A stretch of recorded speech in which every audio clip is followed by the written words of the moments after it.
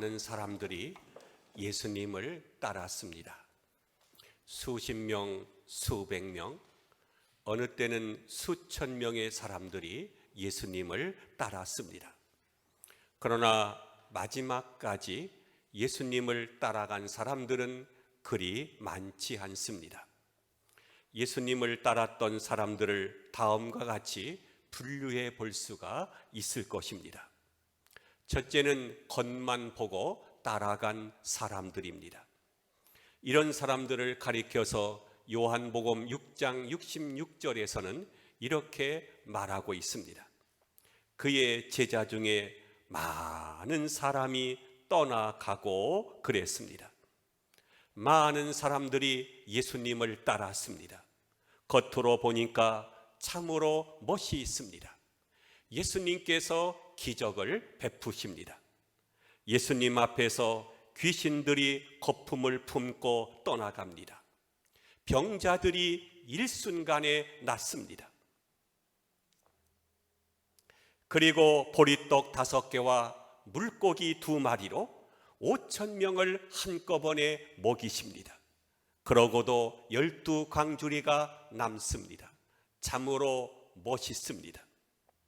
그래서 사람들은 예수님만 왕위에 오르게 되면 이 나라의 정치, 경제, 사회 문제가 한순간에 해결될 것 같았습니다. 그러나 예수님은 전혀 다른 말씀을 하십니다. 오병이어의 기적을 행하고 난 후에 내 살을 먹고 내 피를 마시지 아니하면 영생이 없다는 말씀을 하십니다. 그랬더니 사람들은 이 말은 어렵도다 라고 하면서 한 사람씩 예수님 곁을 떠나가게 됩니다. 오늘날에도 이런 사람들이 있습니다. 예수 믿으면 축복받고 사업이 잘 되고 불치병이 고침받는다고 해서 교회에 나왔습니다. 그런데 이것이 쉽게 이루어지지 않을 경우 교회를 떠나는 사람들이 있습니다. 이런 사람들은 예수님이 행하시는 기적이 좋아서 나왔지만 진리에 대해서는 이해가 없고 덮어놓고 믿는 사람들입니다. 두 번째는 예수님이 하나님의 아들이요 초자연적인 기적을 베푸는 사람이라고 믿으면서도 정작 따르지 못하는 사람들입니다. 예를 들면 니고데모와 같은 사람들이죠. 니고데모는 요한복음 3장 2절에서 랍비여 우리가 당신은 하나님께로부터 온 선생인 줄 아나이다. 하나님이 함께 하지 아니하시면 당신이 행하시는 이 표적을 아무도 할 수 없음이라고 했습니다.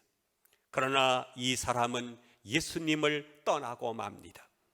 그래서 천국도 거듭남도 영생도 얻지를 못했습니다.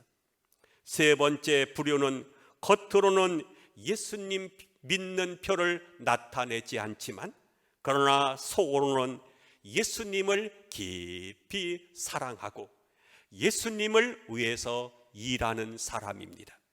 이런 사람이 바로 아리마대 요셉과 같은 사람입니다.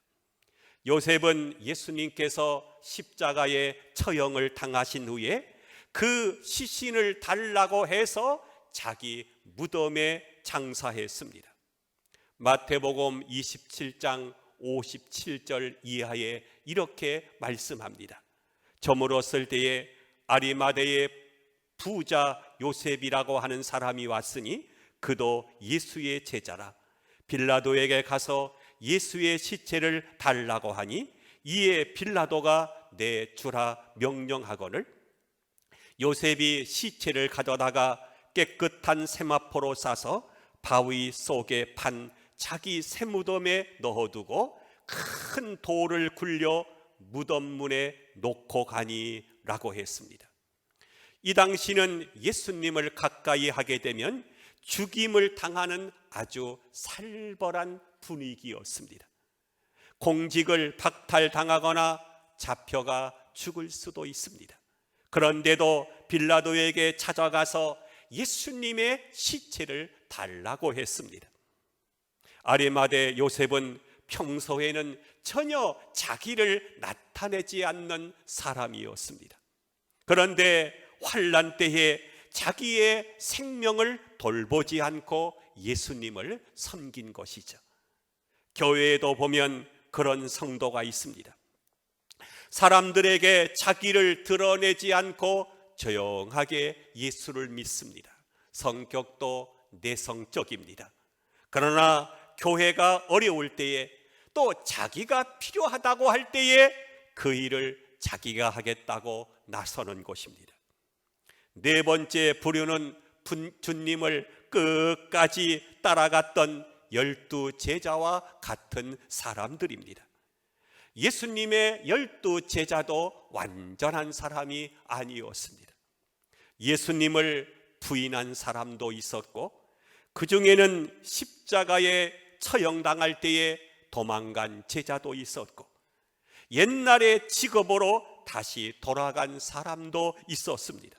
그러나 그들은 결국에는 순교까지 하면서 주님을 끝까지 따랐습니다.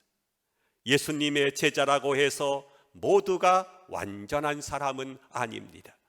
제자가 되는 길은 처음부터 완전해서 되는 것은 아닙니다.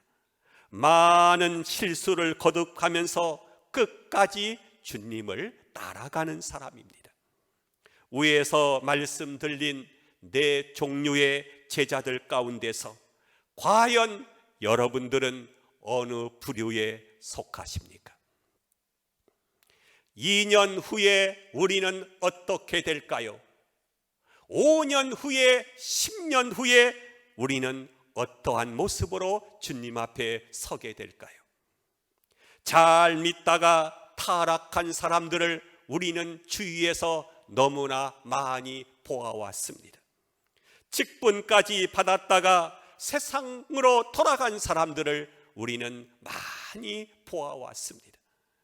교회에서 실망하고, 때로는 목사에게 실망하고, 사람들에게 실망하여 상처받고 다시는 예수 믿지 않겠다고 하면서 대마처럼 세상으로 돌아간 사람들을 많이 보아왔습니다.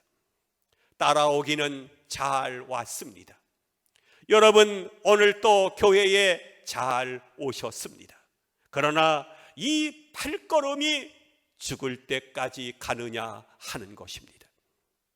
우리들의 신앙이 성장하는 과정에는 수많은 시험들이 있을 것입니다. 실망도 있을 것입니다.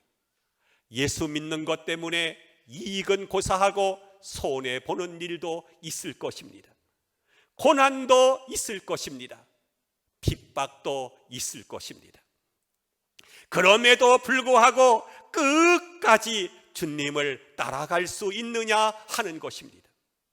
이것이 오늘 제자들의 모습에서 발견되는 질문입니다. 어느 날 예수님과 제 아들은 같은 배에 탔습니다. 제 아들은 아직 믿음이 성숙되지 못한 사람들입니다. 이들은 아직도 단순한 믿음의 단계에 와 있습니다. 갈릴리 바다는 배를 타고 건너가면 30분 정도 걸리는 호수라고 말하기보다는 큰 바다와 같은 곳입니다. 그래서 성경에 보면 호수라고도 말하고 너무도 넓으니까 갈릴리 바다라 이렇게 부르기도 합니다. 이런 곳에서 고기를 잡을 때는 여러 명이 함께 탈 수 있는 작은 배를 타고 고기를 잡게 되죠. 예수님이 타신 배는 이런 소형 고기잡이 배였습니다. 그런데 갑자기 풍랑이 불어온 거예요. 본문 24절을 보겠습니다. 바다에 큰 놀이 일어나서 배가 물결에 덮이게 되었으되 라고 했습니다. 예고 없이 태풍이 몰아친 것입니다. 이 바다에 큰 놀이 일기를 시작한 것입니다. 바닷물이 배에 덮였습니다. 작은 배가 성난 파도에 속수무책으로 흔들렸습니다. 노를 아무리 쳐도 소용이 없는 것입니다. 이러다가 죽을지도 모른다고 하는 위기감이 생겼습니다. 제 아들은요, 잔뜩 겁에 질렸습니다. 이것이 오늘날 우리가 살고 있는 현실입니다. 우리가 예수를 열심히 믿습니다. 그런데 갑자기 내 인생에 무서운 폭풍이 휘몰아칠 때가 있습니다.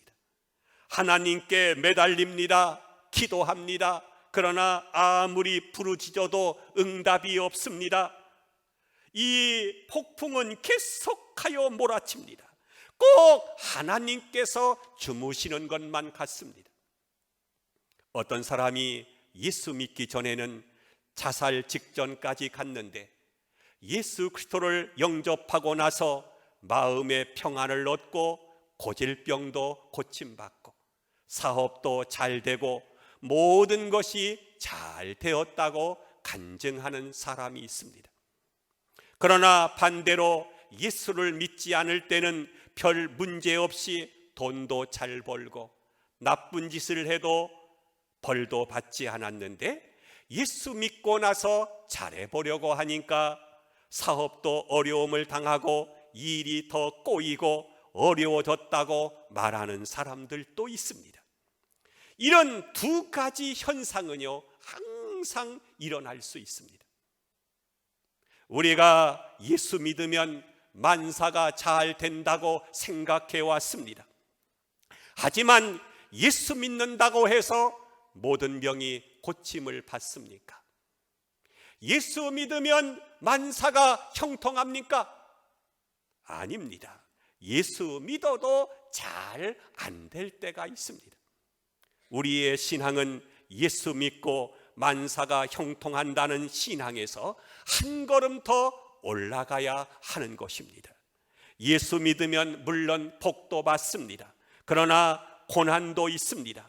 진정한 고난이 있은 뒤에 진정한 축복도 있게 됩니다. 그 전에 오는 축복은 다 가짜 축복입니다.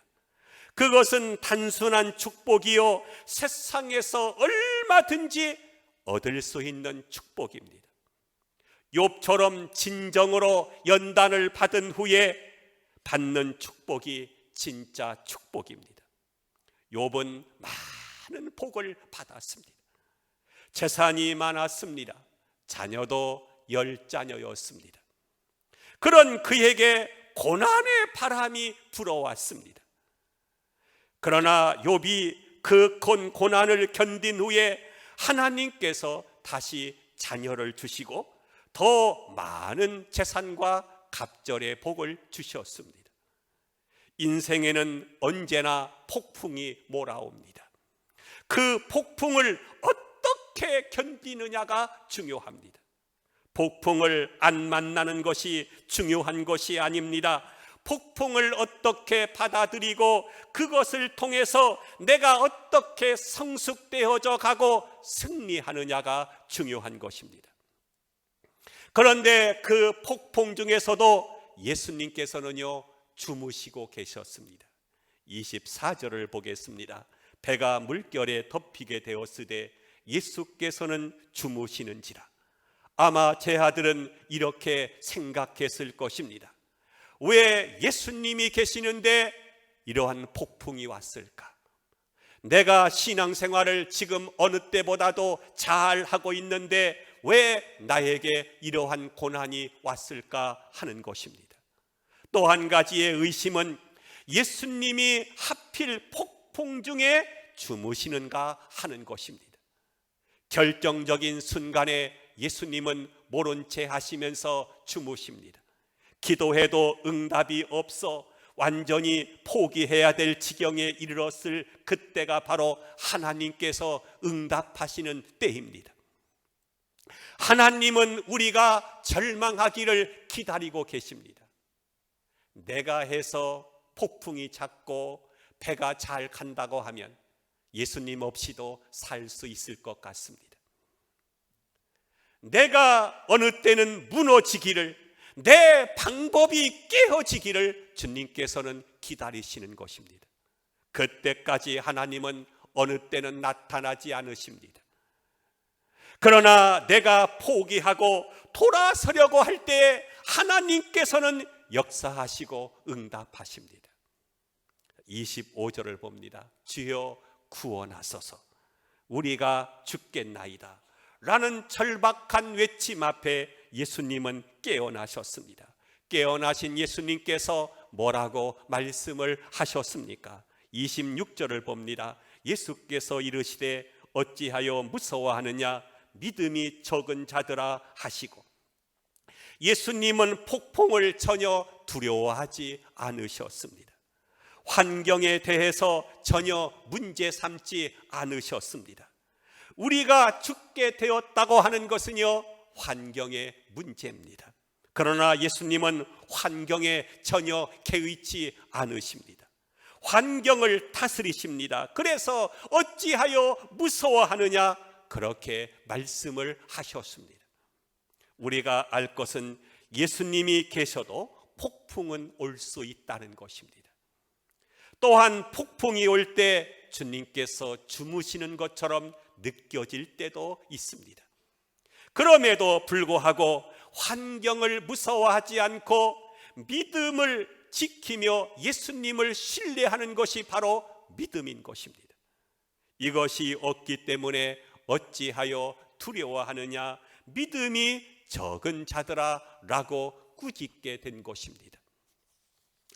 우리가 이 세상을 살아가는 동안요, 크고 작은 일들을 만나게 되죠. 좋은 일도 만나고 때로는 나쁜 일도 만납니다. 신앙도 꼭 좋은 일만 만나는 것은 아닙니다. 예수 믿고 꼭 잘 되는 일만 있는 것은 아닙니다. 안 될 때도 있습니다.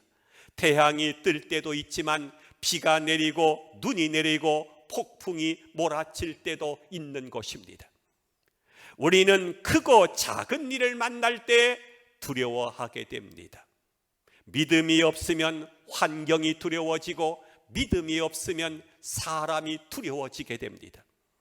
어느 날 갑자기 사람이 무서워집니다. 사람들의 오해와 비판의 소리가 두려워집니다. 때를 지어와서 야단치면 두려워집니다. 믿음이 없기 때문입니다. 믿음이 없기 때문에 환경이 두려운 것입니다. 만일 우리가 어떠한 이유에서든지 초조하고 쫓기고 불안하다고 하면 그것은 바로 믿음이 없다는 증거입니다. 두려움이 생기면 아무 일도 하지 못하게 됩니다.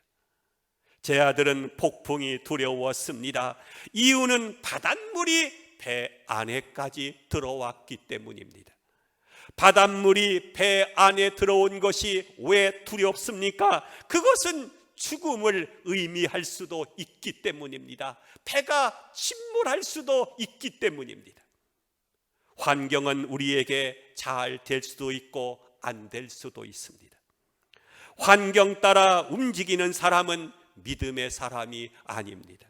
잘 되었을 때도 교만하지 않고 어려울 때도 원망하지 않는 사람, 꾸준하게 주님을 신뢰하는 사람, 두려움이 없는 사람, 하나님의 평화가 마음속에 있는 사람, 그 사람이 바로 믿음의 사람입니다.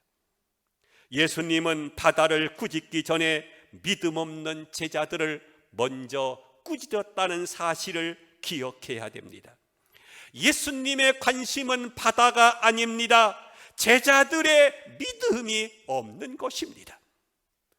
우리가 분명히 믿음 위에 서게 되면 세상은 문제가 안 됩니다.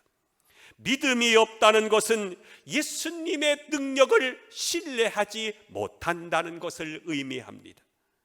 너희가 왜 나를 신뢰하지 않느냐 하는 뜻입니다. 나와 같은 배를 타고 있는데 왜 두려워하느냐 하는 것입니다. 내가 잠자고 있는 것처럼 느껴질지라도, 즉 너희가 원하는 때에 응답이 없을지라도 왜 나를 끝까지 신뢰하지 않느냐 하는 것입니다. 예수님께서 바람과 바다를 꾸짖으시니까 아주 잔잔하게 되었습니다. 우리 한번 성경 26절 말씀 같이 읽죠. 26, 시작. 예수께서 이르시되 어찌하여 무서워하느냐 믿음이 작은 자들아 하시고 곧 일어나서 바람과 바다를 꾸짖으시니 아주 잔잔하게 되거늘. 문제는 반드시 해결됩니다. 폭풍도 지나갈 것입니다. 파도도 지나갈 것입니다. 고난도 옵니다. 그러나 고난은 영원하지 않습니다. 위기도 옵니다. 그러나 오래 가지 않습니다. 주님은 반드시 해결하여 주실 것입니다. 주님은 우리들이 당하는 환난과 고통을 멀거름히 바라다 보시는 분이 아니십니다. 폭풍을 꾸짖어 주십니다. 분노하는 바다를 잠재워 주십니다. 주님은 궁극적으로 우리들에게 승리를 주실 것입니다. 이것이 주님께서 하는 일입니다. 예수님은 우리의 믿음 없음을 꾸짖으시지만 우리의 현실의 문제를 해결하여 주십니다. 무서운 바람과 큰 파도가 예수님이 바다를 꾸짖는 순간 잠잠해지고 조용해졌습니다. 27절을 보겠습니다. 그 사람들이 놀랍게 여겨 이르되 이가 어떠한 사람이기에 바람과 바다도 순종하는가 하더라. 주님은 이런 평안을 우리들에게도 주실 것입니다. 이 땅에 폭풍은 있습니다. 폭풍이 오지 않기를 기대하지 마십시오. 원수가 사라지기를 기대하지 마십시오. 고난이 없기를 기대하지 마십시오. 역경은 끊임없이 우리들에게 덤벼들 것입니다. 그러나 주님과 함께 있다는 믿음만 가지고 있으면 이런 역경과 고난과 절망을 뒤엎고 우리들에게 승리를 안겨주시게 될 것입니다. 주님은 성난 파도를 말씀 한마디로 잠재워 주셨습니다. 우리의 고난도, 우리의 절망도, 우리의 불안도 주님은 잠재워 주실 것입니다. 이분이 바로 예수 그리스도인 것을 믿으시기를 바랍니다. 우리는 지금 주님과 같은 데를 타고 있습니다. 주님이 우리와 함께 계십니다. 주님이 우리와 함께 계시다고 하면 무엇을 두려워하겠습니까? 아무쪼록 언제 풍랑이 일어날지 모르는 이 땅에 살면서 주님과 함께 항해함으로 폭풍과 파도를 잠재우며 살아가는 믿음의 성도가 될 수 있기를 주님의 이름으로 축원함을 드립니다. 기도합니다. 우리